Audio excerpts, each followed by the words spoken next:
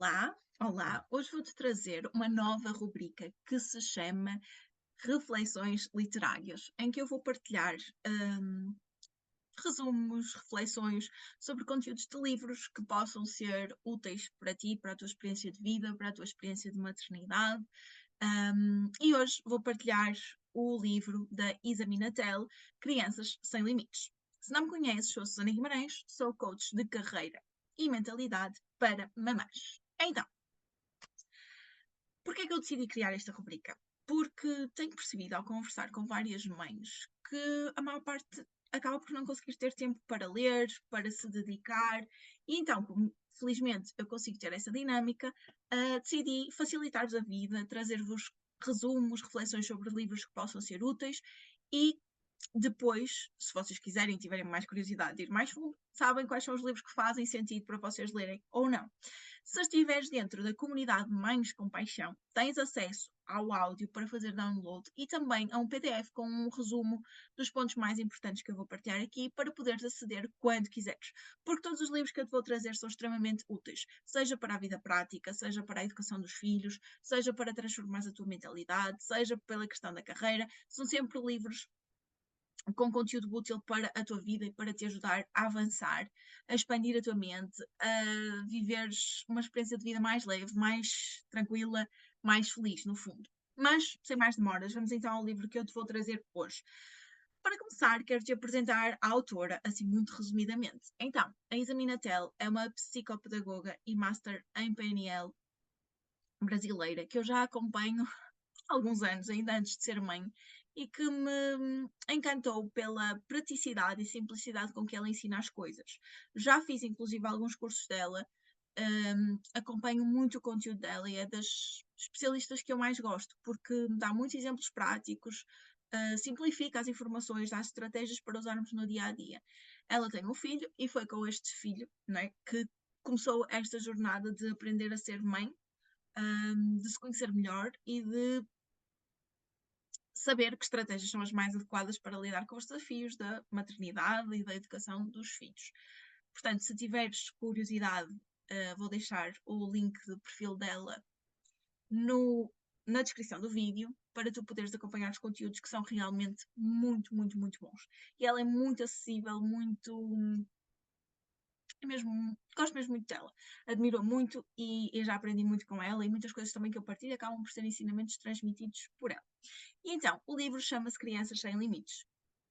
E basicamente o que é que este livro nos ajuda? É um livro muito fácil de ler, no sentido em que tem muitos exemplos práticos, aliás, grande parte do livro são exemplos de situações e reflexões sobre como podemos lidar com essas situações, sobre as consequências que lidarmos de determinada forma trazem para o crescimento das crianças e para a personalidade que elas terão e a forma que elas terão de ver o mundo no futuro, e depois fazem também a ponte para como é que poderíamos agir e que características é que desenvolvemos se agirmos dessas formas que ela nos sugere. E a ponte para Crianças Sem Limites é crianças com uma mentalidade empreendedora, com uma atitude proativa e empreendedora.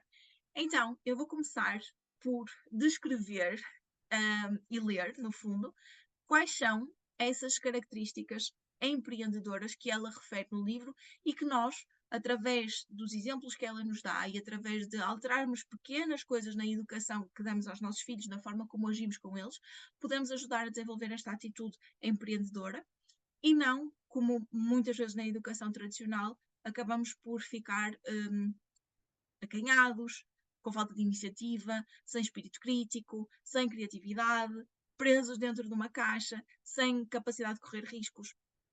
E uma atitude empreendedora é o contrário. São crianças mais. São crianças, não, são pessoas mais corajosas, mais proativas, mais criativas, que pensam fora da caixa, que têm capacidade de correr riscos.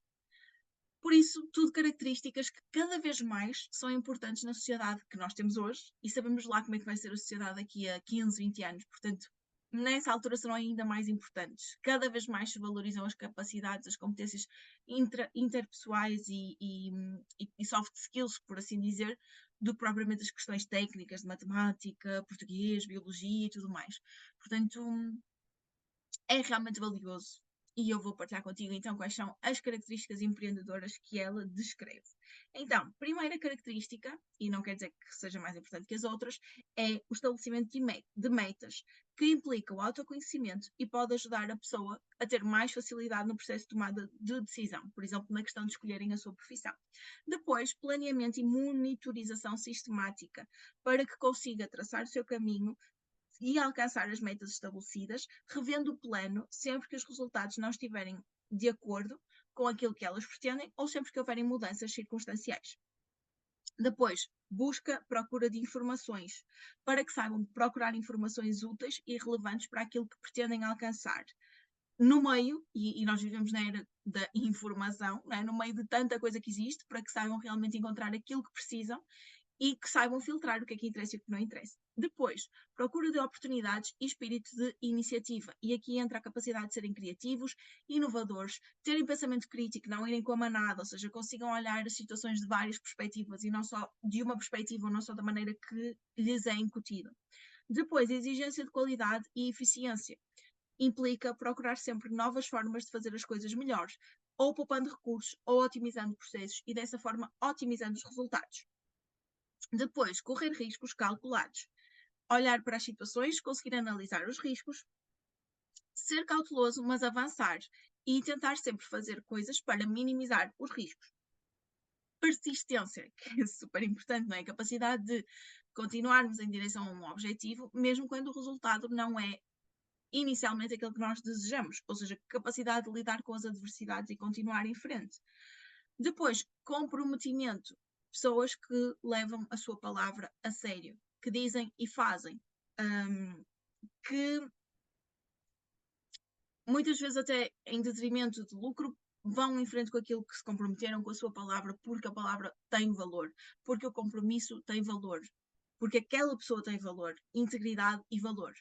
Depois, persuasão em rede de contactos, ou seja, saber comunicar-se bem, ser claro naquilo que está a comunicar, saber relacionar-se com os outros, respeitar os outros, perceber o impacto que tem a rede de contactos na vida em geral.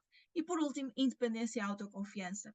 Não precisar constantemente de aprovação de terceiros, reconhecimento de terceiros, feedback de terceiros para avançar. Saber sentir-se seguro de si e saber-se capaz de tomar decisões, saber o seu valor, mesmo quando os outros não o reconhecem. E eu digo-vos, pelos clientes e pelas clientes que atendo, falta-nos tanto isto. Muita gente vive prisioneira da opinião dos outros, seja no trabalho, seja na família. Muita gente não tem noção do seu valor, não tem autoconfiança, não tem capacidade de autoavaliação e de perceber, ok, eu fiz um bom trabalho, independentemente daquela pessoa dizer ou não que eu fiz. É super, super importante o desenvolvimento destas competências. Portanto, é disto que ela fala, é de estimular a educação com base no potenciar destas competências e não no castrar, por assim dizer, estas competências.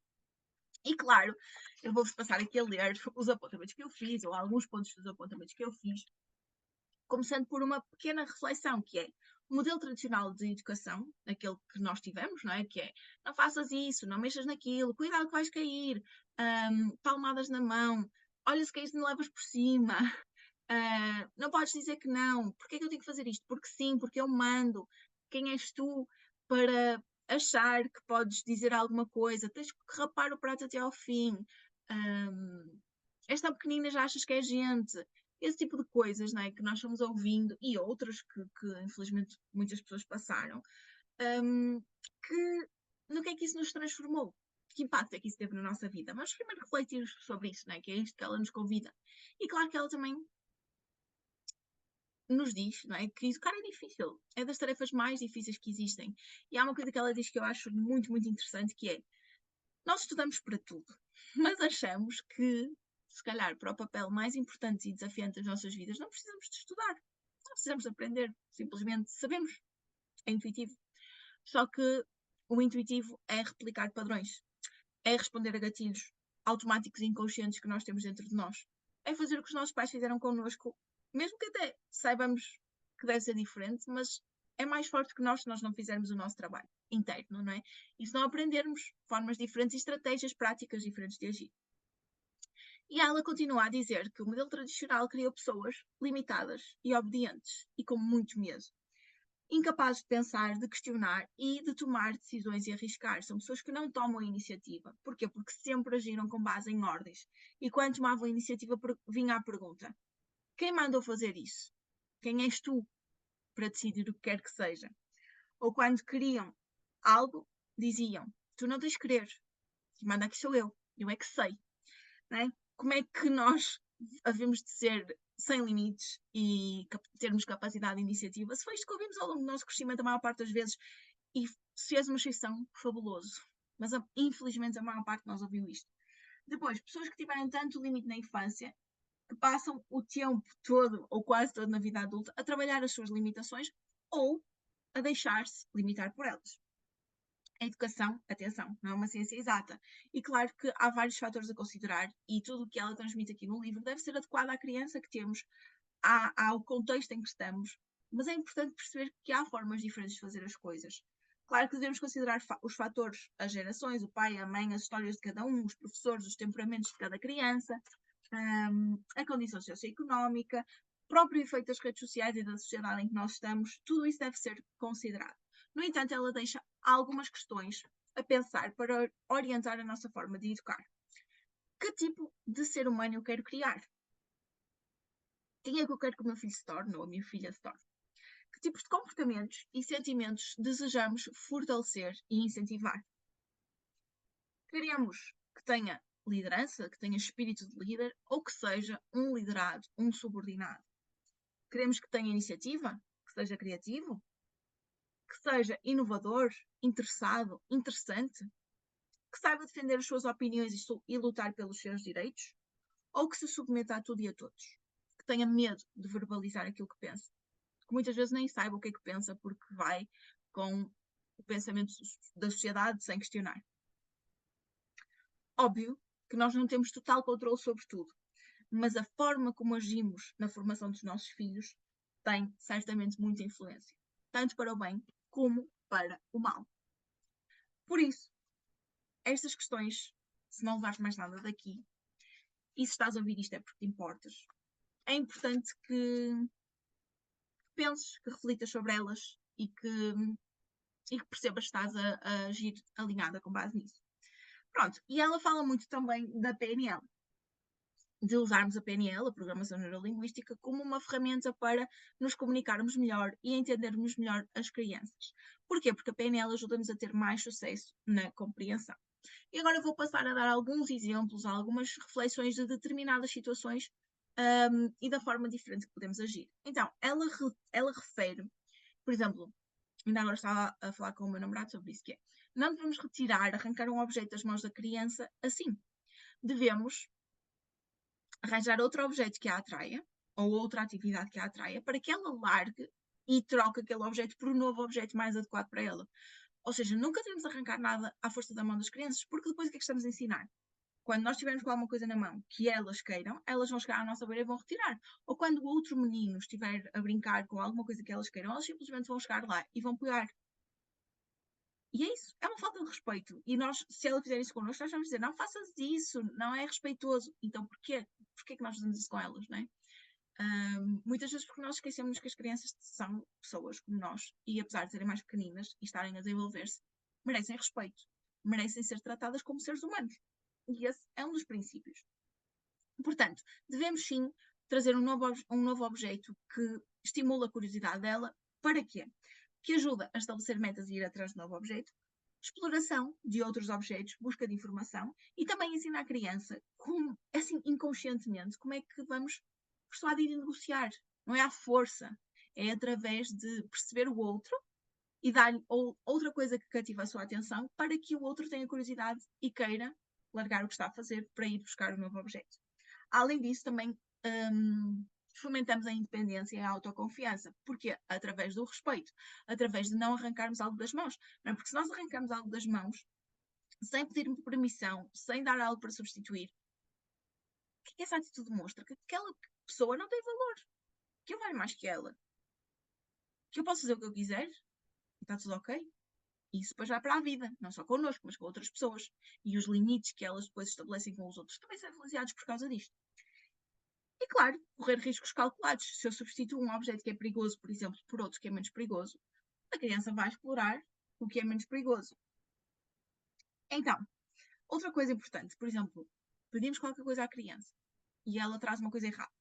Em vez de corrigirmos automaticamente e dizer não é isso que devias trazer, ok, valorizamos o facto da criança ter trazido, por exemplo, imaginem que pedimos uma bola e ela traz, sei lá, um objeto decorativo que é cilíndrico. Nós dizemos, olha, obrigada por teres ido buscar este objeto e descrevemos o objeto e depois reorientamos para o objeto que queremos. Ou seja, voltamos a dizer, olha, e agora podes ir buscar a bola, em vez de repreendermos, em vez de criticarmos, em vez de corrigirmos. Porque assim estimulamos a busca de informação, a persistência, sem ferir a autoestima. Qual a necessidade de dizer, estás errado, não era isso que eu queria, olha, é a bola. Não. Agradecemos o objeto que a criança trouxe e reorientamos novamente para o objeto pretendido. Portanto, outra coisa, ela também nos dá aqui um guia de perguntas a fazer a nós próprios quando a criança está a fazer algo que não deve ou que eu não quero. Perguntas a fazermos a nós próprios antes de agir. Então, qual a consequência dela continuar a fazer o que está a fazer? Muitas vezes a consequência pode ser só que ela se vai sujar ou que se vai molhar. Portanto, às vezes não é uma consequência assim tão grave. Depois, qual é a intenção da criança a fazer isso? No outro dia estava um vídeo nas redes sociais que é interessante, que é uma criança a empurrar uma cadeira. E a mãe diz assim, eu não digo não à minha filha, eu reoriento. Então ela percebe a intenção e a necessidade da criança, que naquele caso é empurrar um objeto, só que a cadeira não é o objeto adequado. Então ela substitui a cadeira por um objeto, um carrinho de bebê, de brincar, e diz à criança, tu queres empurrar alguma coisa, não é? Então olha, experimenta empurrar isto. Então, entendendo a intenção da criança, nós podemos reorientar a atividade sem birras e sem stresses, não é? Depois, o que é que será que a criança está a pensar ao fazer aquilo? E onde aprendeu ou em quem se está a espelhar ao fazer isso? Às vezes a criança está a repetir alguma coisa que nós próprios ou alguém do nosso contexto faz e nós estamos a repreender sem ter noção que nós fazemos isso, não é? Depois, qual a melhor forma de orientá-la a fazer de outra forma ou outra coisa diferente? Nunca há força. Vamos ser criativos e encontrar estratégias para reorientar as crianças. E depois, se eu disser desta maneira, como é que ela entenderá aquilo que eu estou a dizer? Será que vai achar que eu estou a desvalorizar? Será que vai achar que ela não tem valor? Ou será que vai entender bem e está tudo ok? E depois, o que há de positivo na criança estar a fazer isso? Porquê? Porque se explodirmos e reclamarmos e repreendermos a criança, ela vai ficar com a autoestima ferida, com a noção de faço tudo errado. E vai acabando por perder o espírito de iniciativa e a capacidade de exploração. E nós não queremos isso. Nós queremos preservar isso. Portanto, muita atenção neste tipo de coisas. Outro ponto que ela fala é quando as crianças, quando nós agimos como se as crianças não fossem capazes de entender algo e por isso não explicamos. E quais as consequências disso? Ou seja, fazermos pela criança e deixá-la mal capacitada, ou pior, a sentir-se incapaz e independente, ou seja, nós só devemos ajudar a criança na medida em que ela nos pede ajuda ou que realmente não consegue. E muitas vezes nós não deixamos a criança explorar e fazer por ela própria, ajudamos antes do tempo, e isso pode levar a criança a achar que não é capaz, e a tornar-se dependente. Depois, fazer através da nossa fala, voltar a atenção para algo que desejamos que ela esqueça. Por exemplo, sei lá, olha, não subas as escadas, não vais para aí. E às vezes ela até nem ia, mas como nós falamos, ela vai. Acontece muito. Né? Depois, falar coisas sobre a criança para outro adulto como se ela não entendesse, sem parar para pensar nas consequências que isso pode trazer à criança e à sua autoestima, especialmente quando falamos sobre aspectos negativos. Muito cuidado quando estamos a falar da criança com outros adultos e ela ouve, porque ela às vezes entende mais do que aquilo que nós pensamos. E por outro lado, moldamos identidade e gosto da criança pelas palavras e expressões que usamos sobre o que ela gosta ou o que ela não gosta. Ou seja, a criança vai se modelando à medida que através das palavras que nós vamos dizendo sobre ela, através da opinião que nós temos sobre ela, ela vai formando a sua identidade. Então temos que ter muita atenção em relação àquilo que realmente dizemos sobre a criança. O nosso cérebro é muito sensível aos comandos e estímulos que lhe damos e tem tendência para agir com base nisso. Portanto, a criança vai ser coerente em relação àquilo que nós esperamos dela. Se eu digo que ela é desarrumada, ela vai inconscientemente começar a ser ainda mais desarrumada. Se eu digo que ela é distraída, ela vai ser distraída. Por outro lado, se eu digo que ela é corajosa, se eu digo que ela é arrumada, se eu digo que ela é organizada, mais cedo ou mais tarde ela vai ter tendência a agir com base nisso. Portanto, diz coisas positivas em relação aos teus filhos. E pensa que eles entendem muito mais que aquilo que nós achamos que eles entendem. Por isso, é mesmo, mesmo importante. Ok? E agora, outra situação que ela fala. Sei lá, quando a criança se magoa e bate, por exemplo, sei lá, numa mesa ou qualquer coisa, não devemos dizer é mau bater nessa coisa, não, devemos realmente consolar a criança e reorientá-la e alertá-la para os cuidados que ela deverá ter de uma próxima vez para prevenir que volte a acontecer. Também não devemos resmungar e dizer, é sempre a mesma coisa, estás sempre aí contra tudo, ou como muitas vezes eu ouvi, se queres ainda levas por cima. Não devemos fazer isso. Bem, outra coisa, permitir que as crianças digam não. Porquê que não hão de poder dizer não? Claro que há coisas que elas têm que fazer porque têm que fazer e nós precisamos convencê-las e explicar-lhes que é importante que elas façam determinadas coisas. Mas há outras coisas que elas podem dizer não. E quando permitimos que as crianças digam não e respeitamos esse não, estamos a desenvolver a garra para lidar com os desafios, a vontade de lutar pelo que quer, o sentido de individualidade, a noção de criar limites e a noção de que a criança tem valor. Pensem comigo, quantas de nós sofrem hoje em dia com a incapacidade de dizermos não? Quantas de nós sofrem com a incapacidade de colocar limites?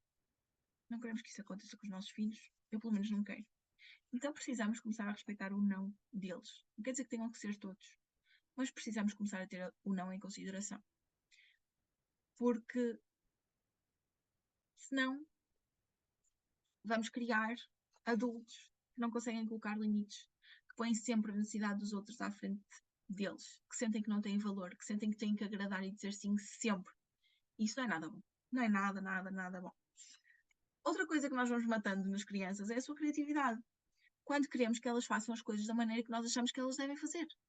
Por que não deixarmos a criança explorar determinado objeto que tenha um propósito para outro propósito, desde que não cause danos, desde que não as magoe, ok? É muito importante. Porque senão vamos criar apenas pessoas repetidoras e replicadoras de ideias, com medo de inovar e de fazer diferente e de sair da caixa. Ficam dentro do molde.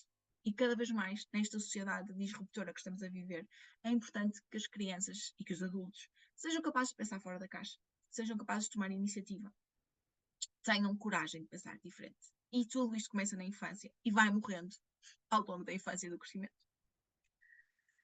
Portanto, muita atenção nisso, muita atenção também quando a criança estraga algo e nós dizemos, estás sempre a estragar tudo. O que é que a criança entende? Só sou boa a fazer coisas, a estragar as coisas, faço tudo errado.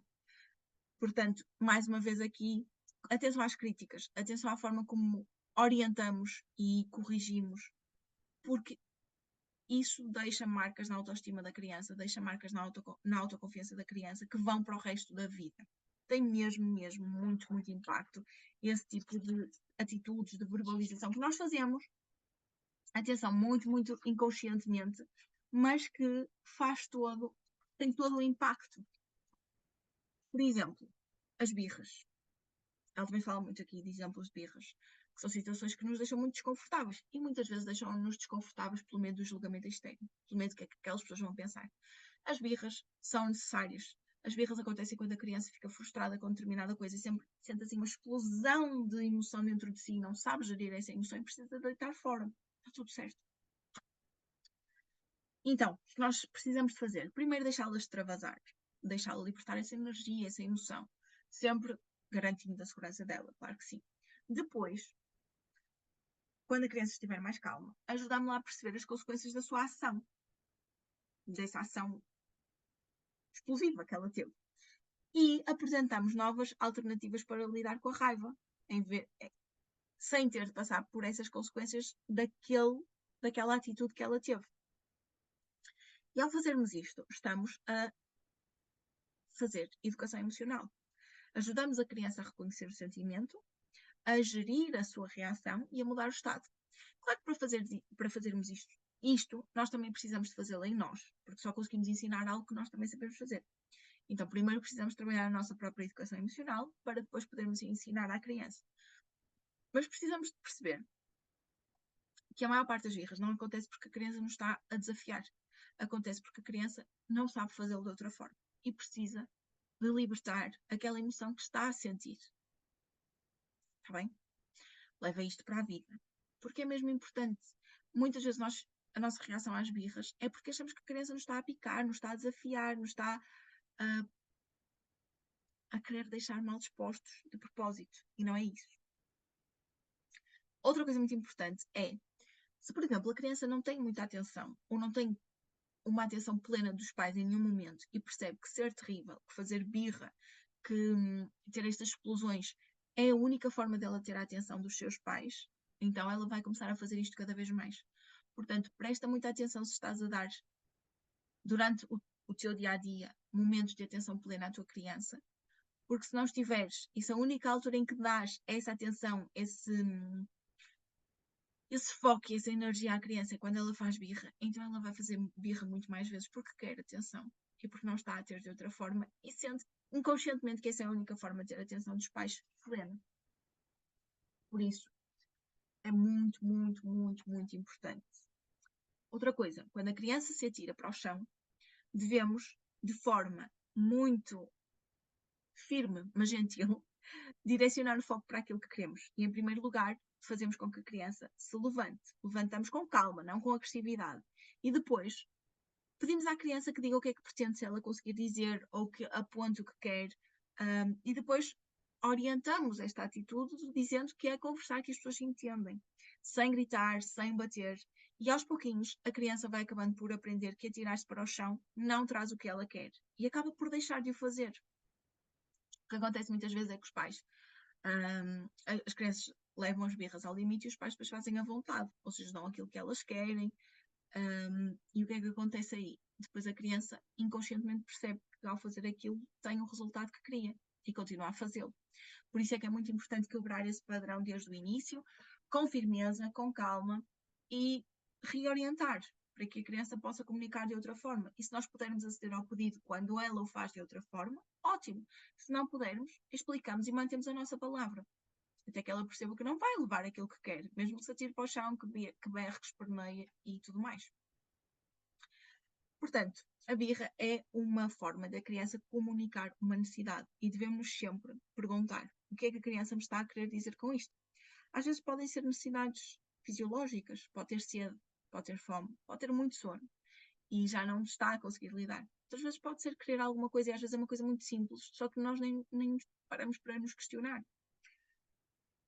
Outra coisa muito importante sobre as birras é quanto mais violência e força usamos para a combater, mais forte e intensa ela fica. Então, aqui, a calma e a firmeza com amor é o segredo.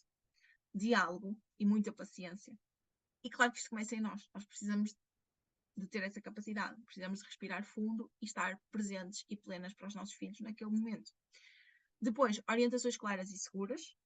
Tentar sempre ver as coisas pelo ponto de vista da criança e de cada vez que há uma birra, de cada vez que há uma situação dessas, orientá-la para encontrar novas formas de agir e comunicar. E atenção, às vezes uma coisa que é óbvia para nós não é para a criança. Por exemplo, a minha filha está neste momento a começar a andar e a começar a levantar sozinha. Às vezes ela senta-se, ou está sentada, ou cai de rabito, e começa a chorar, porque se quer pôr a pé, mas está à espera que alguém a vá levantar.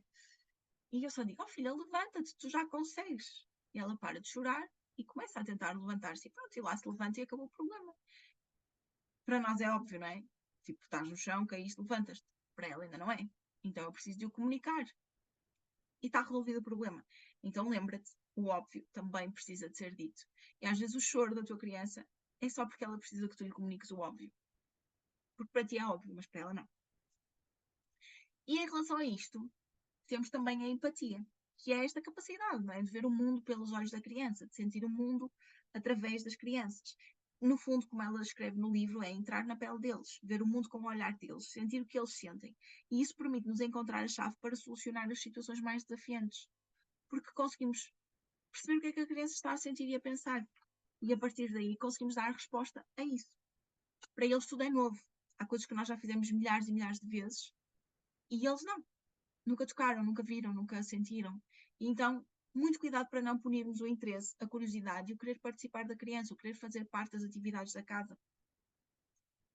Às vezes, punimos determinadas coisas que depois no futuro vamos querer resgatar e já não é possível.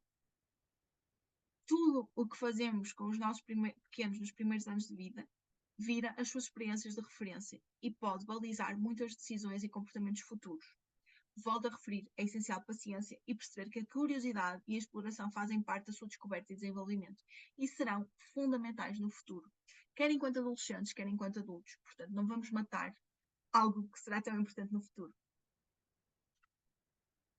E outra vez, falando do erro, em situações de erro, de fracasso e frustração, não devemos corrigir, criticar, dizer, eu avisei-te, já sabia que ia acontecer isso, estás a ver? Eu não te disse que ias cair? Não. Porquê fazer isso? Só vai magoar a criança, só vai fazê-la sentir-se pior, só vai fazê-la questionar o seu valor e a sua capacidade. Devemos aproveitar cada erro para ensinar a criança, ajudá-la a refletir, ajudá-la a analisar o que é que aconteceu e ajudá-la e orientá-la para que ela de uma próxima vez faça melhor. Isto amplia o conhecimento e as estratégias sem ferir a autoconfiança da criança. Depois, outras coisas que nós dizemos inconscientemente. Sei lá, coisas que a criança vai precisar de usar, mas que nós agora não queremos que ela mexa, então dizemos, não mexa, isso é caca, isso é mau. Por exemplo, medicamentos. Ok, a criança não pode estar mexendo nos medicamentos assim à toa, mas não devemos dizer que aquilo é caca, porque depois nós vamos querer que ela tome medicamentos e ela vai barrar e chorar, porque não vai querer comer caca, não é? Então, calma, se a criança vai ter que usar aquilo no futuro, não queremos criar uma ideia errada sobre aquilo. Queremos explicar, olha, isto não é para ti neste momento, é um medicamento para a mamã, ou para a vovó, ou para o papá. Não é para tu tomares porque pode fazer mal, não é adequado ao que tu precisas, mas no futuro tu poderás ter que tomar medicamentos para alguma situação. E aí podes tomar aquilo que é adequado a ti. Porque assim não criamos macaquinhos na cabeça das crianças que depois podem ser prejudiciais no futuro. Voltando àquilo que nós dizemos sobre os nossos filhos aos outros, muito cuidado. Mesmo falando de coisas engraçadas, algumas crianças podem não achar piada, podem sentir-se humilhadas se nós estivermos a contar histórias engraçadas dos nossos filhos a outras pessoas. Portanto, muito, muito cuidado. Ora bem. Depois, aqui uma coisa muito importante que ela fala em relação às situações de risco. Em situações de risco, é necessário intervir. Mas se o risco for sujar, lambuzar, molhar ou coisas assim do género, há que refletir.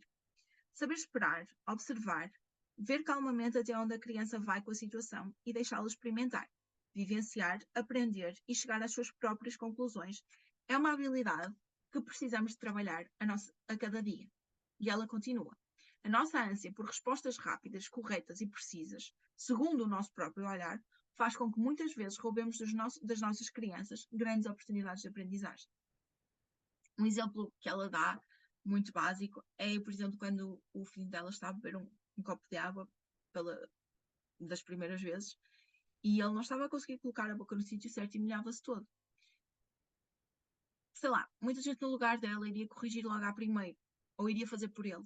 Ele deixou fazer 5 vezes, até que ele aprendeu, sozinho, onde é que se coloca a boca e bebeu a água sozinho. Isto é muito importante porque, para além de fomentar a autoconfiança, a persistência, o espírito de iniciativa, ajuda na resolução de problemas, na busca de informações, porque a criança vai explorando, vai descobrindo e percebe como é que funciona ou como é que não funciona. É mesmo, mesmo importante parar, observar e só intervir mesmo quando necessário ou quando a criança nos pedir ajuda, a não ser que seja uma situação de risco extremo em que a criança se pode magoar a sério. Outra coisa, às vezes criamos condições desadequadas para as crianças e queremos que elas se saibam comportar. Elas ainda não têm a maturidade para isso, portanto cabe a nós, adultos, cuidarmos de criar as condições para que a criança consiga ser adequada. Se não queremos que mexa com água, temos de tirar de perto e ainda assim, só quando não for possível permitir. Sempre que puder, deixe as crianças interagirem. E este exemplo vem de uma história em que ela estava com o filho no restaurante e a bebida veio primeiro que a comida. E a água ficou perto do menino. E claro, a criança pequena o que é que quer? Mexer na água. E claro, molhou-se.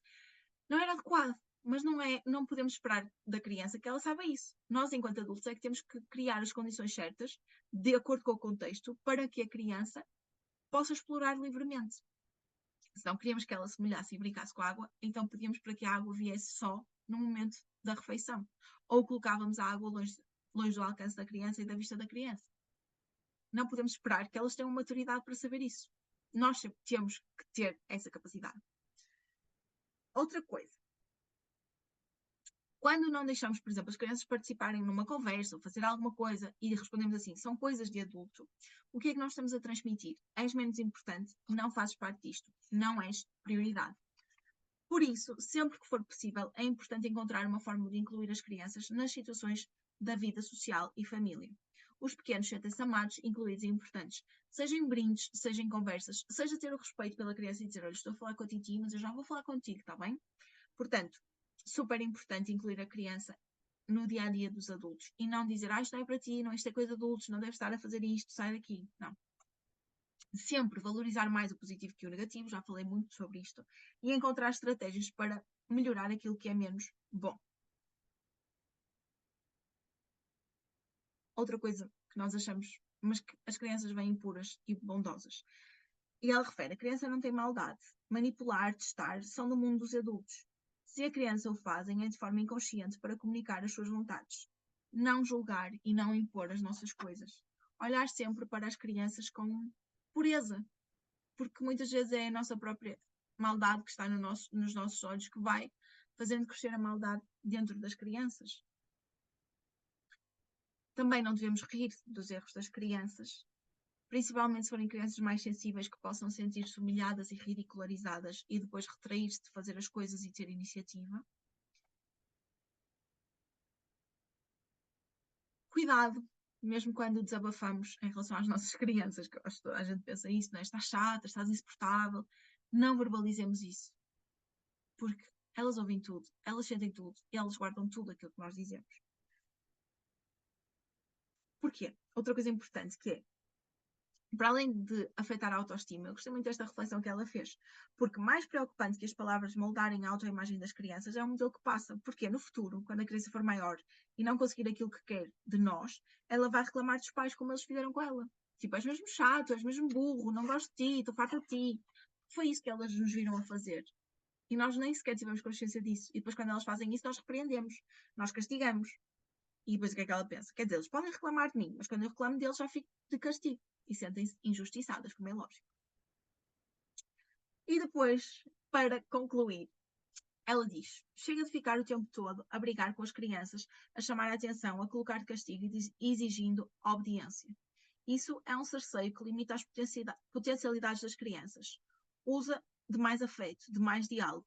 Não discutas por coisas pequenas. Aceita resultados diferentes das tuas expectativas. Ser mais flexível com as sujeiras, com a desarrumação. Deixa a tua criança tomar algumas decisões. Concentrar-se no que estiver a fazer e lutar pelos seus objetivos. Que a tua e todas as outras crianças tenham a chance de ser crianças sem limites. E ela termina com: conviver com crianças é uma excelente oportunidade de sermos cada vez melhores. E eu concordo muito. Todos os dias eu faço esforço para refletir, aprender e reorientar as minhas ações.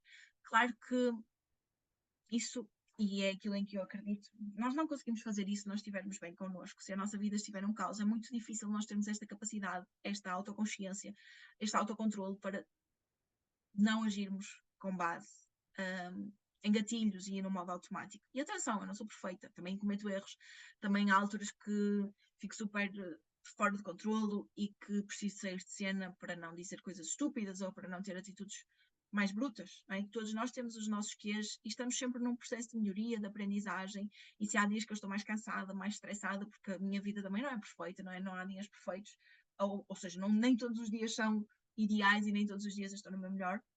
Então eu sei que o meu limiar de paciência está mais baixo. Eu preciso respirar fundo muitas vezes e preciso pedir ajuda se for necessário, preciso levar a Clarinha para outro contexto, ou até levá-la para outro sítio em que eu possa estar com outras pessoas e que as outras pessoas me possam ajudar com ela.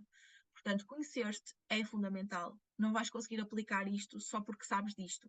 Precisas de ter condições para aplicar isto, condições emocionais, condições de vida, e por isso é que o meu trabalho é mesmo importante, porque eu ajudo-te a criar essas condições para que depois possas realmente ter a capacidade de aplicar estes ensinamentos, estes conceitos e todas estas questões.